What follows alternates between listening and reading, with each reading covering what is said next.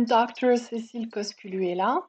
Welcome to this ESL video on English grammar. We're working on the passive voice, and in this video, let's do some more practice, and also we'll focus on more difficult points. So, first of all, let's translate this first sentence. On lui a dit de ne pas intervenir. On lui a dit. Again, same question as usual. You remember that you need to ask yourself what the meaning of the sentence is, sorry, because you really need to understand the sentence in order to be able to translate it. So the text to be translated, the source text is R1. What is O2? What is its meaning? And R1, O2, I3 is only when I understand the sentence that I am capable of offering a translation in a second language, in a target language. So here, what does on refer to? Well, it is not specified, therefore it refers to something that is vague, and we know that in that case it is necessary to translate on with the passive voice, so that is what we do here.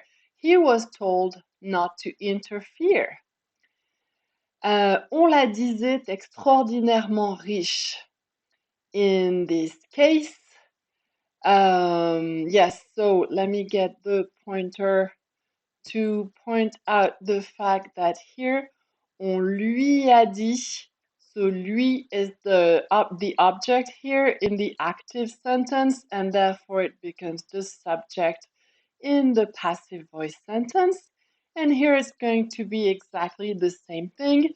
We do not know who on refers to, so we're going to translate it with the passive voice, and the subject of the passive voice is going to be the object of the active voice. So she, and then make sure you choose the right verb. She was said to be immensely rich. So this is a difficult point here. Make sure you understand the difference between he was said to do this or that, or he was told to do this or that. So the first one, he was said to do this. On disait de lui que, and he was told to do that. On lui a dit de to do this, de faire cela, not to do this, de ne pas faire cela. So that's point number 2, on which Jean-Pierre Gabilan, in his Grammaire expliquée de l'anglais, draws our attention. Make sure you know how to deal with these cases. On nous a interdit. So again, on here, which refers to something that's vague enough to require to be translated with the passive voice, and the same meaning can be expressed in French with the impersonal pronoun il. Il nous a été interdit de rester. So in that case, again, the object of the active sentence is going to become the subject of the passive voice sentence. We were forbidden to stay. On le considérait comme un imbécile. So I guess by now you all understand that here the passive voice is required, and the subject of that passive voice is going to be the object of the active sentence. So he was considered a fool. Il a été mis au chômage technique. So that's a passive voice sentence in French, and we're going to have a passive voice sentence in English as well. So he was laid off, or in British English, he was made redundant. On leur a fait payer les dégâts. Again, who's on? We have no idea, so let's use the passive voice. And the sentence of the passive voice is going to be the object of the active voice. So leur is going to be they. And then, what's the English for faire payer quelque chose à quelqu'un, faire faire quelque chose à quelqu'un? Well, you can use the phrase make somebody do something, in which there are two verbs, V1 and V2. And in this case, there's nothing between V1 and V2, so the operator is 0. But if we associate make somebody do something with the passive voice, then in that case, we're going to have the operator to in between V1 and V2, meaning that the translation in English will require you to make sure you use the preposition to in between the two verbs. Therefore, the translation here is they were made to pay for the damage.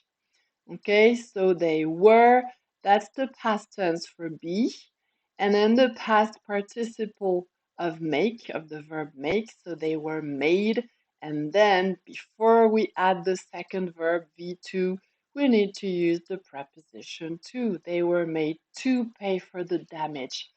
And that is a difficult point. It is actually the first difficult point mentioned by Jean-Pierre Gabilan, page 182 of his grammar book, La grammaire expliquée de l'anglais, in which there are other difficult points that are mentioned, like here. What's the difference between ouverte and ouverte?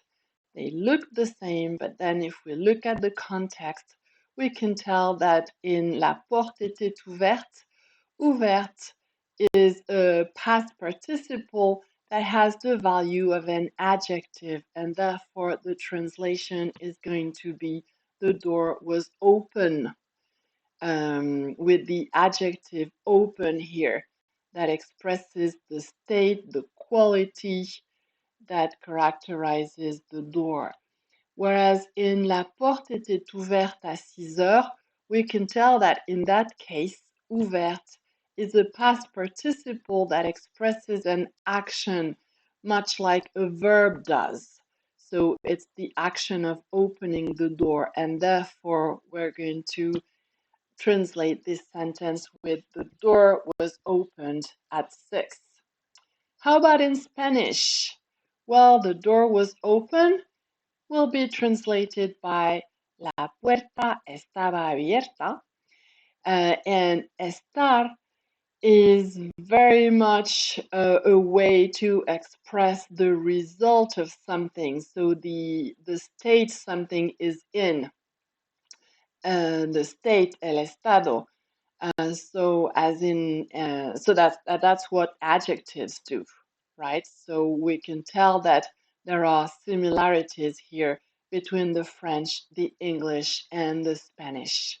How about the door was opened at 6? What's that in Spanish? Well, again, we're going to find the same logic here. The action is expressed by the verb ser. La puerta era abierta a las 6. Let's take another example of the same grammar point. Je pense qu'il est mort. In that case, we're talking about the state. So mort, the past participle, it has the value of an adjective and is translated in English by I think he's dead, and in Spanish by pienso que está muerto. And then il est mort hier soir, then the past participle here has the value of a verb. It expresses an action, and the English will be he died last night. And the Spanish will be ha muerto or murió ayer. And that's point number 5 among the difficulties that are highlighted in the Grammaire expliquée de l'anglais. So make sure you distinguish the two different values that a past participle can have. It can have the value of an adjective or the value of a verb.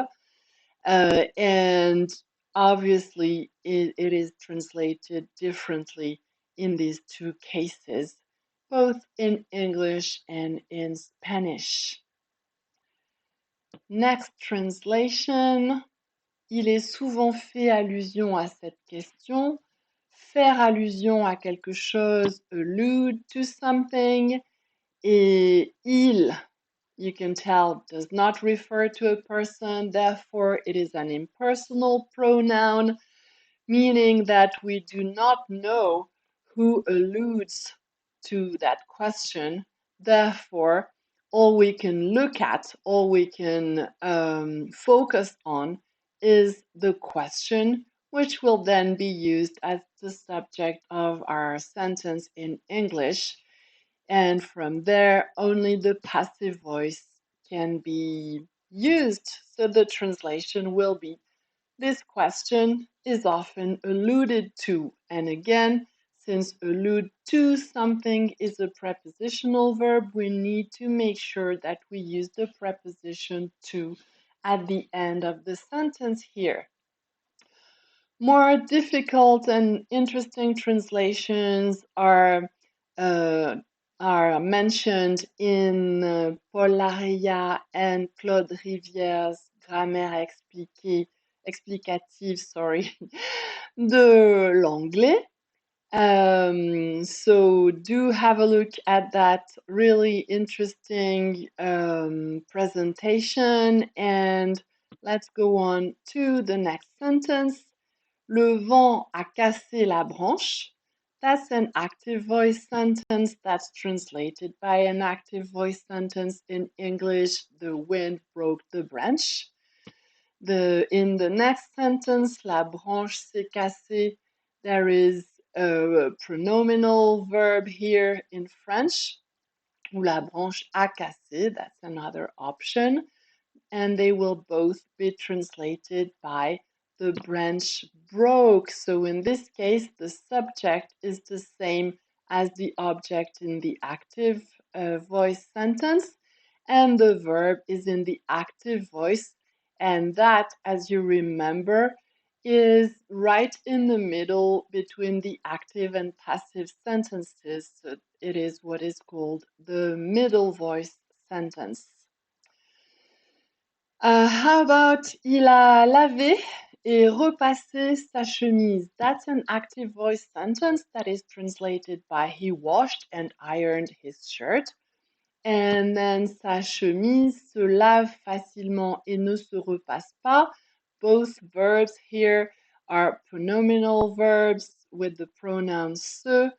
And in this case, who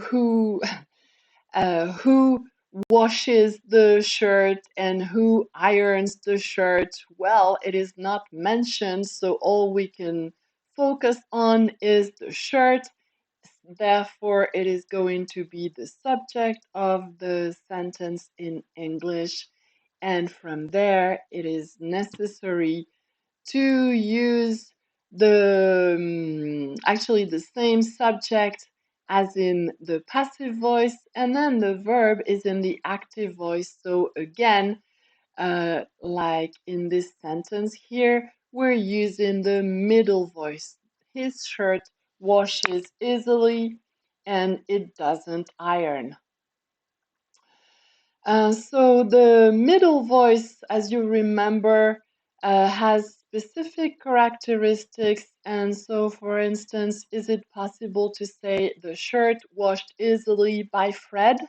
Well, no, that is not possible. How about the book sells for £7.50? Yes, that is a sentence that is grammatically correct. How about the book sells well? Is that correct or not? Yes, it is an acceptable sentence. The book doesn't sell is also acceptable, but the book sells does not work. And the book sells in the shop around the corner is not a grammatically correct sentence either, as you will see in la grammaire explicative de l'anglais, where more details are given on the middle voice. Okay, so we have seen a number of sentences in which the French pronoun on was used. Therefore, it's only logical that this should be the topic of our next video. But for now, let's say we are complete. And so I would like to thank you for your attention and keep up the good work. I'll see you in the next video, and in the meantime, I wish you all the best.